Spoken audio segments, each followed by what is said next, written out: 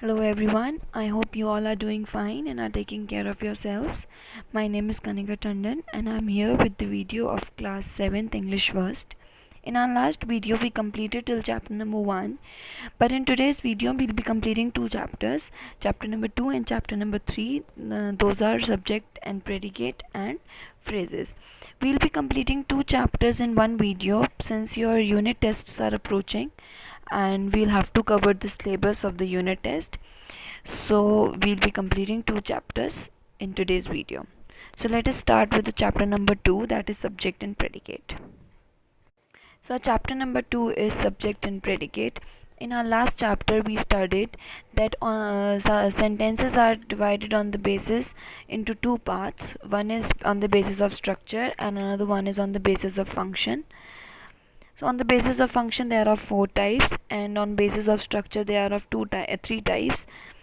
So now we are going to study that that the sentence can be divided into two parts, that is subject and predicate. So when we are talking about the subject, as we take the word subject, we understand that subject can be the part of the sentence about what we are talking, and predicate is the rest of the part. In a sentence, if we say, for example, we are taking a sentence that the river flows under the bridge. Okay, so whenever we are taking this sentence, we understand that we are talking about the river. So whatever we are talking about, that becomes a subject. That is why subject is also known as the naming part. So naming part is the subject. Whatever in a sentence we are talking about, whatever particular topic we are talking, that becomes the subject, and whatever we are talking about that particular topic, that is the predicate. So predicate becomes the doing part. The things that are done to the subject is called predicate, and things that are done for the topic, that is subject.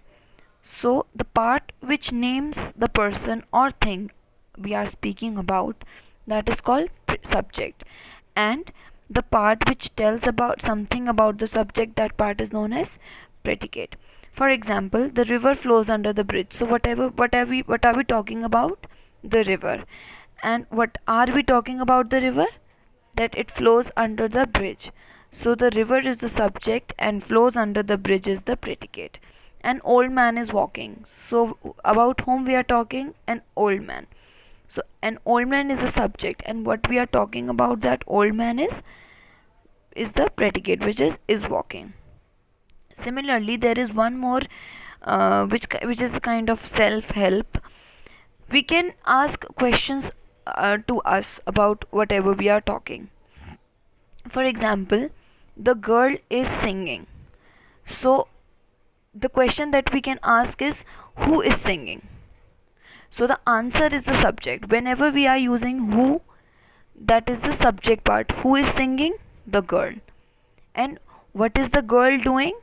Is the predicate. So this is about who and what. So whenever we are asking about whenever we are using who, that is the subject, and what, that is the predicate. So who is singing?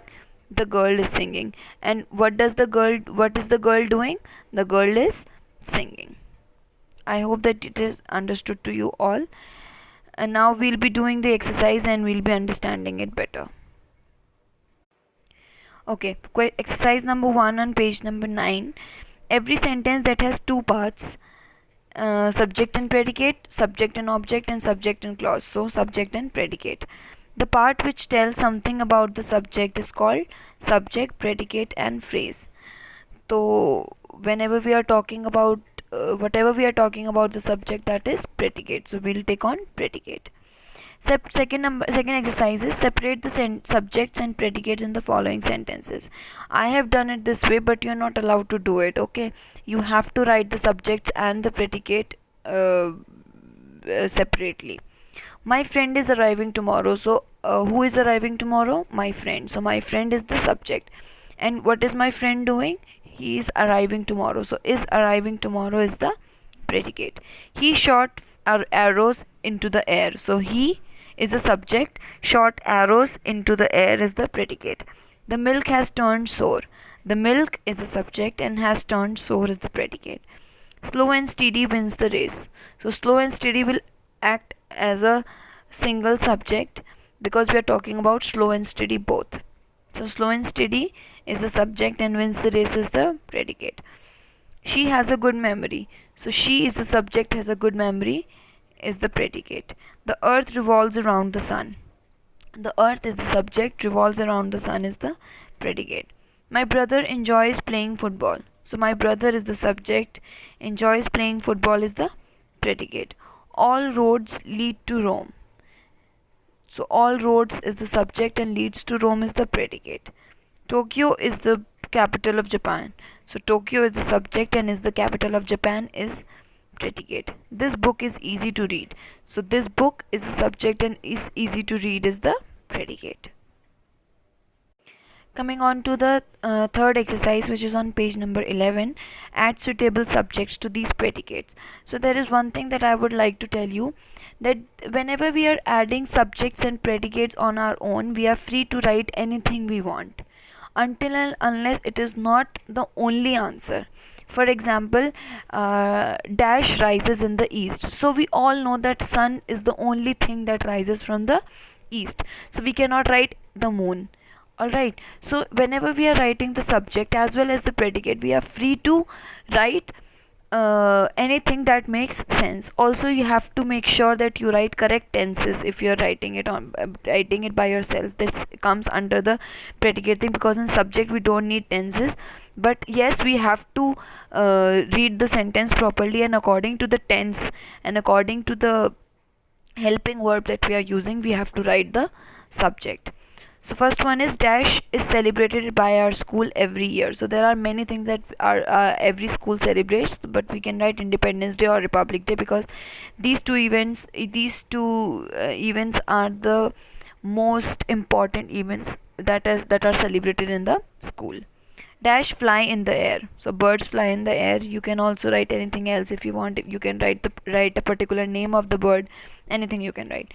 Dash was appointed by the monitor of the class. So I have written Sushant. You can write any name. You can write your own name if you want. Dash wins the race. So slow and steady wins the race. This is a universal fact. It does not change. Next is dash is the highest mountain in the world. So Mount Everest is the highest mountain in the world. Dash rises in the east. The sun rises in the east. This is the universal fact. We cannot change it. Dash examines the patient. So doctor examines the patient. Dash teaches the student. So teacher teaches the students. Dash sells fruits and vegetables. So green grocer or grocer if you want. You can write dash smells sweet. So honey smells sweet. Coming on to the next exercise, that is supply subject suitable predicates to these subjects. We have to write the predicates to these subjects.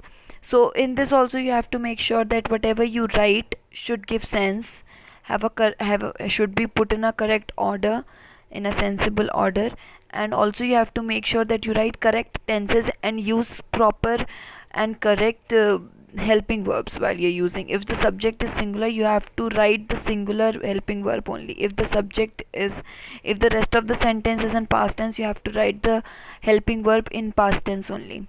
So the boy standing in the corner of the class. My father is a businessman. You can write doctor also, anything you want. My mother and father are going to Paris. The sky is blue in color. The most intelligent girl in our class is Priyanka. The earth revolves around the sun. All the children of our school are very disciplined. The moon shines at the night. The sun is the brightest star. You can also write the sun is a big ball of fire, or anything you want to write about the sun. The shortest month of the year is February. You cannot write any other name of of any other month, because you know that the shortest month is February only. We cannot change that. Next exercise is match the subjects in column A with the suitable predicate in column B. Okay, so the police dispersed the crowd. These girls are singing a song. This room is 20 feet in length. Mother is making coffee. Water freezes at 0 degrees Celsius. Dogs started barking at them. Flowers flowers smell sweet. The driver stopped the bus. The peon rang the bell rings the bell, and there are many people on the road. So with this, our chapter number 2 is over, and I hope that you have uh, understood it really well. And now we are going to start chapter number 3, that is phrases. Starting our chapter number 3, phrases. Before starting this chapter, let me tell you that there are two things. One is clauses and another one is phrases. So we are going to study about phrases in a quite descriptive manner, and also but you have already studied about phrases and clauses in class 6th. Okay, so starting the chapter 3rd, phrases. Let me first tell you what clause is. Okay, so clauses is a group of words which form a part of sentence, contains a subject and a predicate. So basically, in a clause, in a sentence, if we are using a clause, we make sure that that clause has a subject and a predicate. But in phrases, a phrase does not has a subject or a predicate and does not have a finite verb. Phrases make sense but not a complete sense. But in clauses, they are themselves a sentence. If they are if we are using the clause in a sentence, that clause can make a proper sentence. But in phrases, we cannot do that. Phrases is a kind of sentence, but they never make a very complete sense. So a phrase does not contain a verb. It has neither a subject nor a predicate. So basically, phrase is what? A group of words that has been put in a very sensible order but does not give sense. For example, the sun rises in the east. If we are talking about in the east only, we know that there is something that has to happen in the east. But what exactly it is, we don't know that. Until and unless we don't read the sentence properly, the sun rises in the east, we cannot figure out that the sentence is talking about the sun. Because in the east we can read, but we don't know the subject. And in the east is also half part of the predicate. Understood? For example, with blue eyes in the east, to go home. They make sense, but not complete sense. For example, you approach your teacher and come to her and say, "Ma'am, to go home."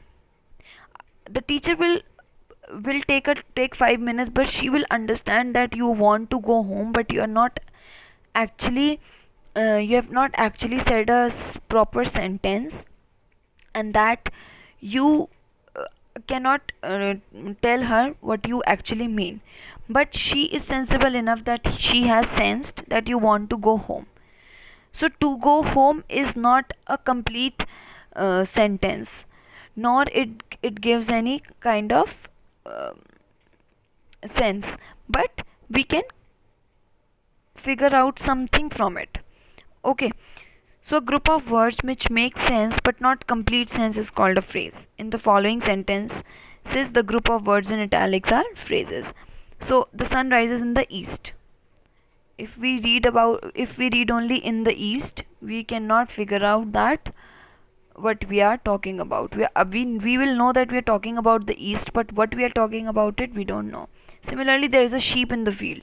So we want to say that there is something in the field, but we don't exactly know what we are going to what do we want to talk. Next is, she has a ring of gold. So of gold, I know that I have something of gold, but what is it? I don't know. Now coming to the second part of the sentence, kind of phrases. So phrases are of three types. First is noun phrase, second is adjective phrase, and third is adverb phrase. So before teaching you phrases, I just want to recall what noun, adjectives and adverbs are. So noun is actually a name of place, animal or thing or emotion or anything, right? An adjective is something that tells the quality of the noun. Whatever we are talking about the noun, if it is good, bad, sad, happy, anything. And adverb is what? Adverb is something that adds meaning to the verb, right? Whatever we are doing, it tells us the quality of the verb. All right, so there is a difference between adjective and adverb. Is adjective tells the quality of the noun, and adverbs add meaning to the noun and tells the quality of, adverbs add meaning to the verb and tells the quality of the verb, that whatever we are doing, in what manner we are doing it, whether we are doing it good, we are doing it bad. All right, so this is the similarity and difference between adverb and adjective. So first we are going to talk about a noun phrase. A noun phrase is a group of words which performs the function of a noun in a sentence. So whatever function that a noun is taking place in a sentence, it is shown to us by the noun phrase. For example, Tanu loves painting. Tanu loves to paint pictures. So what is the noun here? Tanu, which is also the subject of the subject of the sentence. And what does she want to do? She loves to paint the picture. So to paint the picture is the phrase, and it is a noun phrase. Why? Because it is telling us the function of Tanu. Whatever Tanu is doing, it is telling us that. So in sentence 1, what painting is a noun and the object of the verb loves. In sentence 2, paint pictures is the object of the verb loves and does the work of a noun. Hence, to paint picture is a noun phrase. So I hope that it is easy for you to understand that in sentence 1, painting is the object of the verb loves, and in second sentence, paint picture is also the object of the verb does and does the work of a noun.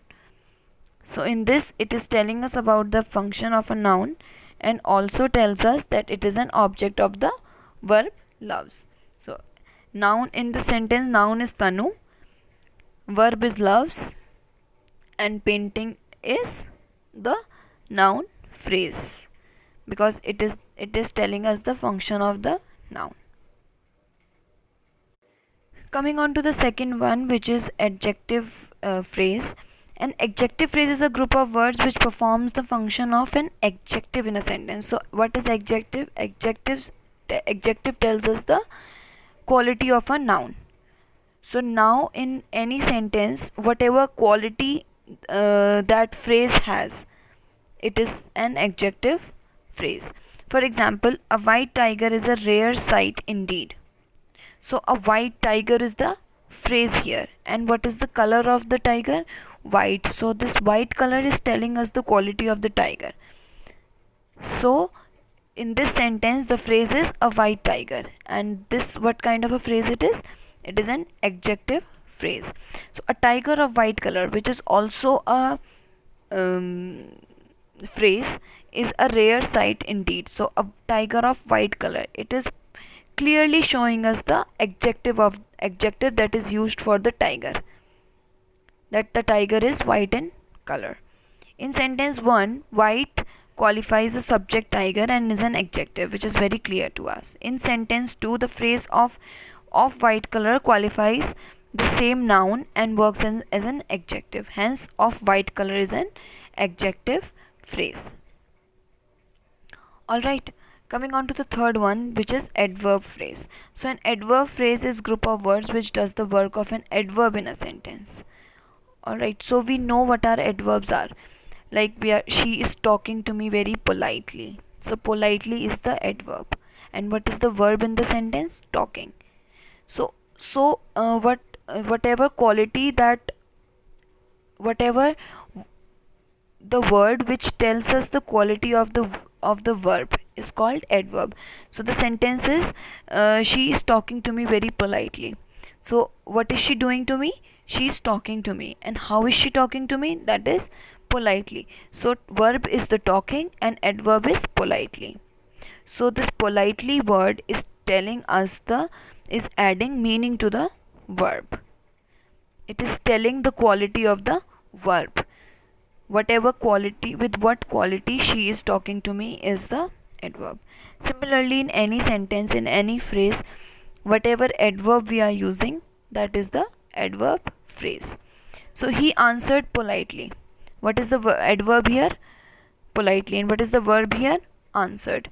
So now in a polite manner, this becomes the adverb phrase. Alright. In a sentence, the word politely is an adverb to the verb answered. It is very clear. In sentence 2, the word in a polite manner also works as an adverb to the same verb. So in a polite manner is an adverb phrase. I hope it is clear to you all. When we will do the exercise, we'll understand it better. So let us go on to the exercise. And before doing the exercise, there are some self-help words which you can read at your home by yourselves and understand what they are telling you. Like what are the adjective phrases that can be of any adjectives that are used in the sentence. Alright, and also there are some interesting phrases that we can use in our daily lives. Some adjective phrases are given, adverb phrases are given, and noun phrases are given. So these are going to be your homework that you can read and learn if you want, and you can use in your daily conversation with your parents or your siblings or your any friends or family. You can use them in your daily conversation. So now coming on to the exercise. First exercise, that is on page number 15. A group of words that make sense but not a complete sense is called phrase. Phrases do not have a or an finite verb, so they do not have a finite verb. The underlined part in the sentence below is an. He faced the danger in a very calm manner. So in what manner? It is an adverb phrase. Why? Because what is the verb here? Faced. Alright, and in what manner did he face the danger? In a calm manner. So it is an adverb phrase. Coming on to the next one, underline the phrase and say whether they are adjective, adverb or noun. So we have to first find out what are the phrases in these sentences, and then we have to write whether the sentences are adjective, adverb or noun. So the truck ran at full speed. So what is the adverb? What is the phrase here? At full speed. And what kind of a phrase it is? Adverb. Why? Because it is telling us the quality of the